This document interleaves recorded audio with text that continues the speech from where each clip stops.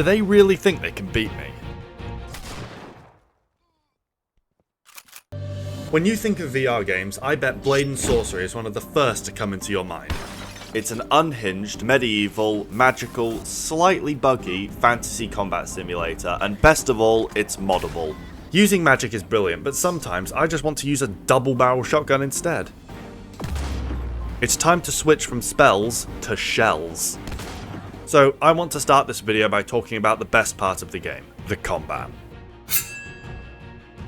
Anyone who has played this game will agree that the combat is the main selling point of the game, and I have to agree. Everything about this is exactly what I'm looking for in a melee-focused VR game. At least, it's melee-focused when I'm not using mods. The weapons all have weight and actually have impact when hitting opponents. Deep stabs do more damage than shallow cuts, and weapons get stuck in enemies. I don't find the combat to be too difficult, as you can just run at them with a sword and most of the time likely land a lethal blow. But the fun in this game comes from messing around. Instead of picking a sword, which would be sensible and smart, how about you just choose a handle from a broken vase? I once saw him kill 3 men in a ruin with a handle. A literal handle. The weapon variety in the base game is great. There are daggers, swords, axes, bows, staffs, and guns. Wait a second. If I had to pick a favourite weapon class, then it would definitely be the daggers, as I think you can pull off the coolest moves with them. Now, everything I just talked about is only half of the combat. The other half is magic.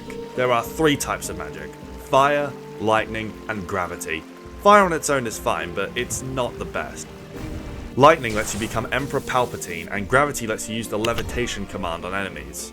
I personally like combining the gravity spell with my shotgun, as it lets me do this. Just simply using the spells on their own isn't enough though. You can combine spells, and I mean, this just isn't fair. What are they supposed to do when I put down a black hole? I turn my lightning into a handheld version of the Helldivers 2 orbital laser. But the spells are actually at their best when combined with melee weapons. You can imbue your weapons with magic to just simply make them better. If you imbue your weapon with fire, then it can melt through objects, including the armor your opponents are wearing. If you imbue a weapon with gravity, then when you hit an enemy, they will start to float, and this lets you send them flying. But best of all is lightning. Its basic effect seems boring, just giving them the shock effect. But if you grab 2 weapons, imbue both of them with lightning, and then hit them together, you will get a net of lightning, which atomizes anything it touches. Besides imbuing weapons, you could imbue your fists can do damage, meaning they're a weapon. If you equip a spell and then hold the grab button, your fists will become imbued with that spell. The best magic type to use in this situation is gravity, as it gives you super punches. Say goodbye to your skeleton, I guess. Now, let's bring the chaos of mods into the mix. Some mods add weapons and maps that fit right into the base game, but others add things that are a bit sillier, like the guns I've been subtly showing you throughout the video. The ability to easily mod the game makes this already brilliant game even better and more replayable. 10 out of 10. Now that I've finished talking about the combat, I want to quickly talk about the Crystal Hunt. Now, I've got to be honest, I haven't played much of the Crystal Hunt, so my opinion is not final. This mode tells you all about the world's lore and has you go to some amazing places. The problem is, my attention span is extremely short, and reading a load of notes explaining the lore and what I'm doing here just doesn't appeal to me. Because of this, I have no idea why I'm fighting all these people or what I'm actually doing. But on the other hand, I don't care. The places you go are visually amazing and the combat is brilliant, as I said before, but there is one thing the Crystal Hunt has that I didn't really have a problem with in the sandbox mode. Bugs. To show you what I mean, let me talk you through the first 5 minutes of my Crystal Hunt playthrough. I woke up on a beach, found a weapon, practiced using the weapon, and then... oh. I think removing the environment texture was an interesting choice from the developers, and isn't something that you see very often in other games. Okay, so I think there's fire in front of me. What? I guess I'm now just Mr. Fantastic. So this was the most game-breaking bug I found, and it was easily fixed, but I definitely think they deserve to be mentioned.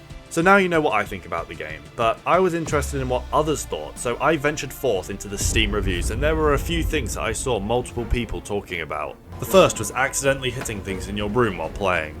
I hit my finger on the metal frame of my bed, punched my wall by accident, and my new monitor is now broken due to this game. 10 out of 10. I think everyone who has played this game has at some point hit something in their room by accident. I've done it a few times and it's not fun at all. As I'm writing this, I can see the grazes on my knuckles from when I hit my desk by accident, but that's just one of the perks of VR. It's just a lot more prevalent in games that involve you swinging your arms around a lot. Imagine playing this game in a house full of vases and plant pots. You swing your sword around and oops, there goes a priceless vase, and oops, there goes...